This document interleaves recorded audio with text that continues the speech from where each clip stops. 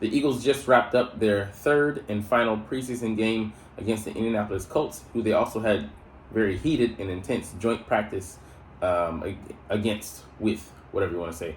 But man, that time is finally here. We are on the precipice of the regular season. The Patriots will be coming, or we will be going to the Patriots in a couple of weeks. But let's close out this preseason by looking at the roster, who didn't play in the game, what the final roster might look like with some surprises. And some people who honestly elevated their value in this game, and others who will sink down with the preseason ship. What's up, it's your boy Syndrome. Come back at you with another analysis video, and I kid you not, that's my real name. And man, like I said, today we're going to get into the Colts game. 17-13 at the half. This was the play that sparked the first from the jump sparked the first series, and was the opening play. Anyways, the highs. Marcus Mariota had his best throw of the preseason with a 21-yard strike to Deion Kane that just evaded Indianapolis Colts Indianapolis defensive back on the Eagles' first drive. Man, it was a tight window. He threw it in there, zipped it in there. It was a beautiful throw. It just goes to show you that his demise has been greatly exaggerated. Imagine that's a guy that's a backup, and he's a backup level player, but that the guy who's a third stringer fighting to be on the roster against guys who may not even be on the final roster.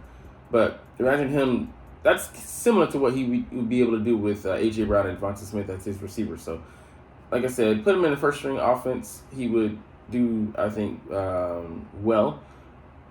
Man, depending on how well versed he is in operating the offense, he could actually do pretty well. But I'm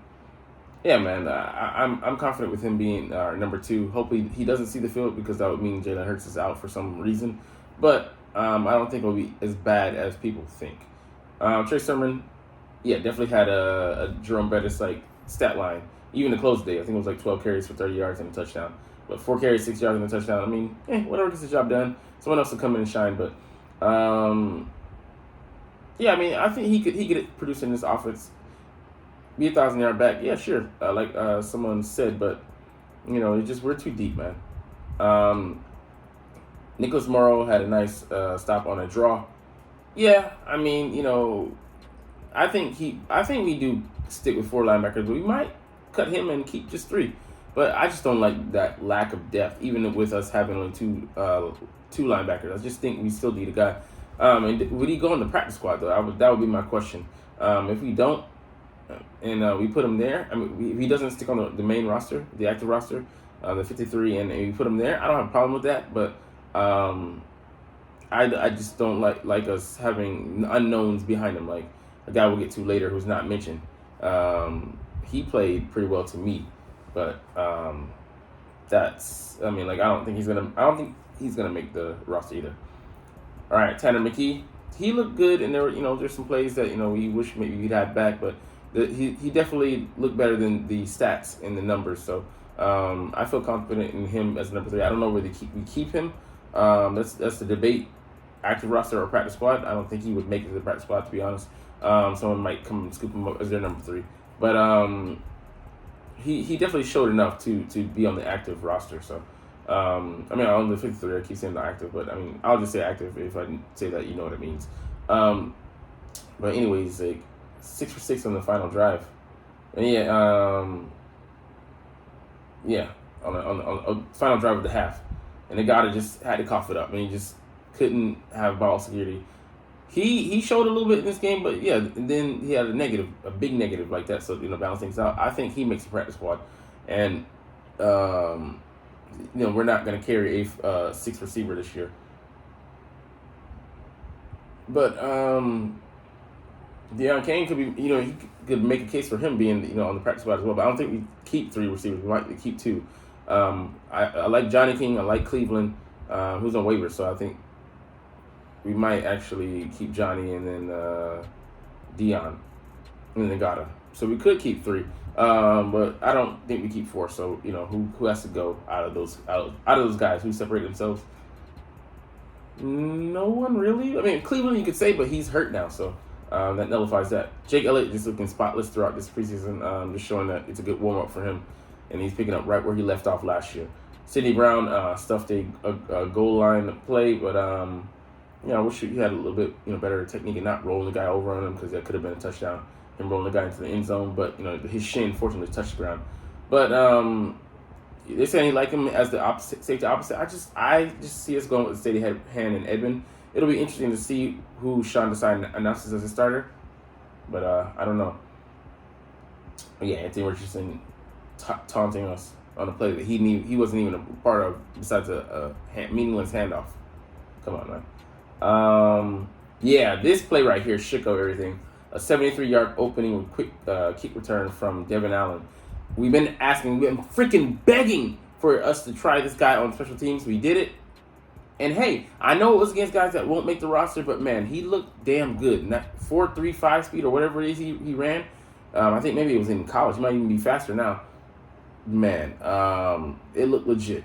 So I keep him, like, I was against, even him making the practice squad up until now, but I'd put him on there, and I would definitely have him down there practicing punts and kickoffs, so that hopefully he can run in shape by the end of the year, and then we can just put him on the roster like Britton Covey, because we don't even bring Britton Covey up to have receiving drive. I think he could provide something, but I'd rather put Greg Ward there, because you know what you're gonna get. So that's another guy I'm forgetting for the practice squad. I put him on there because he's a steady hand, and I think he'd actually do well with being surrounded by such a glut of talent at tight end and receiver, as a third receiver, as a backup. If Quez and Olamide are out, or Quez is out, and or one of the other outside receivers is out, and we have to shift things around. So, but yeah, I would try Devin Allen there earnestly.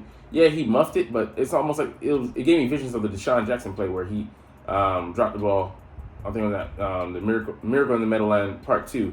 I think it was on a punt return. One, it was a walk-off punt return. Yeah, for the win. So, I mean, great burst there. All right, let's get into the final observations coming from the second half. 27-13 ended up being the final score because the Colts played their starters on the offense into the second quarter. Might have been into the second half, I think. But yeah, I mean, they're not going to be good this year, man. They were struggling to separate from us. I mean, that was our some of our second stringers, and then guys who are not even going to make the roster. But man, there's some interesting names, man. I don't know, man. I like what we're seeing. So I mean, it was an illuminating game, even though a lot of guys that were on the sidelines. Eli Ricks, man. I think he makes the case that we do need to keep him as a seventh corner. So that's why I would say I wouldn't be too hard on them if they went for 3 linebackers. And actually, I think they should do this. Go with 3 and then leave it extra opening for a corner, so we can have it like this: Darius Slade, James Bradbury, Avonte Maddox in the slot, Josh Jobe, Eli Ricks as backup to both of these guys on the outside. Maybe I wouldn't mess with him on the inside. Mario Goodrich is the backup, and Keely Ringo just because he's important for the future. But right now he's the seventh corner. And these guys here, I would have them ranked as such, and they don't make the roster. Practice squad. And then I don't know if we keep them around. Maybe. I don't know how many members we can have on the practice squad. I would have to really analyze that, go down the list, because we also signed a guy named Fred Johnson to a 2-year deal. And I came out of nowhere for me, but, obviously he was a starting left tackle for this game, and he's acquitted himself nicely, showed something. So that says something about our depth chart. But who doesn't make the roster? Is it Dennis Kelly? That's on the outs, or it looks like we'll get to it later, but some guys that took a rest, so that weren't playing this game.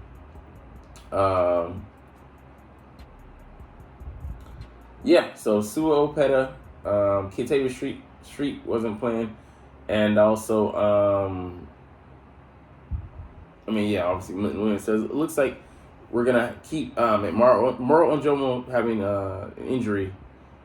Right now could work to our benefit in keeping Kentavious Street. And I actually wanted him on the roster initially anyway, so I think he can bring something. He can bring a couple sacks, and he has inside-outside versatility, so I like that.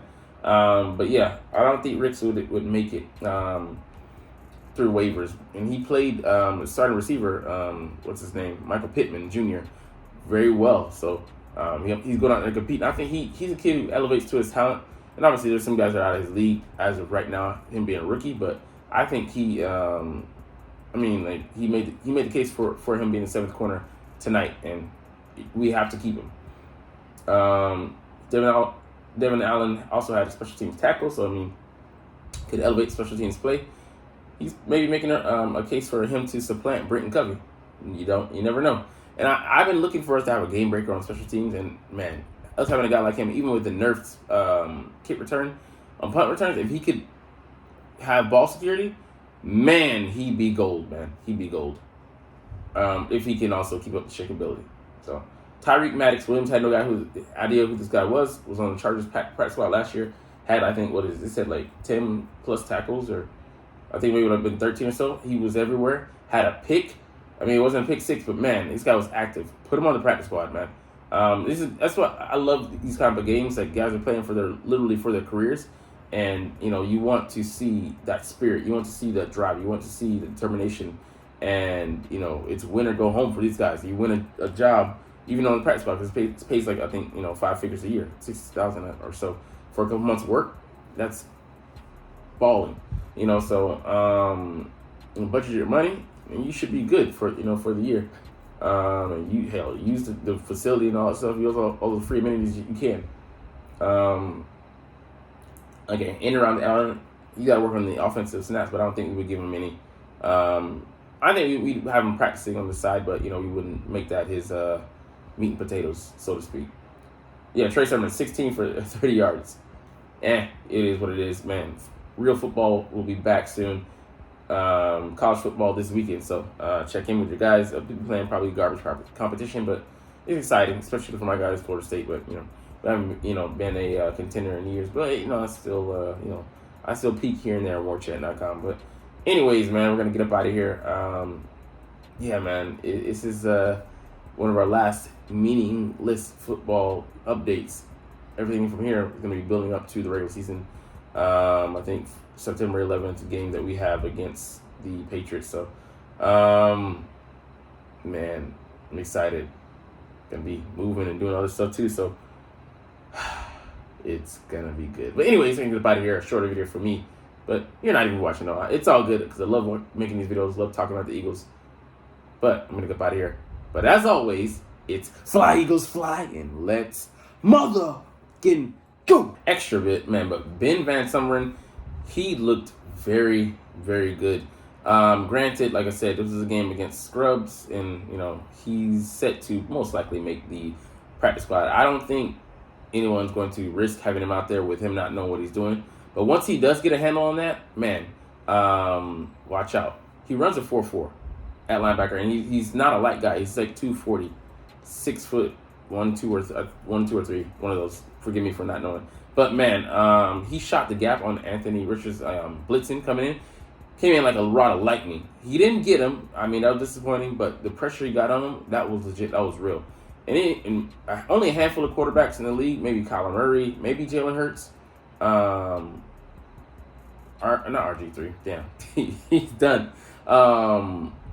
Lamar Jackson are getting out of that, but he give him a year on a practice squad, working on those things and working on his instincts. If he can work on his diagnostic skills and reading, he was fast flowing and things like that. Sometimes he over pursued and got there too quick for his own good. But man, he could be a player if he ever gets the feel of being playing the linebacker position.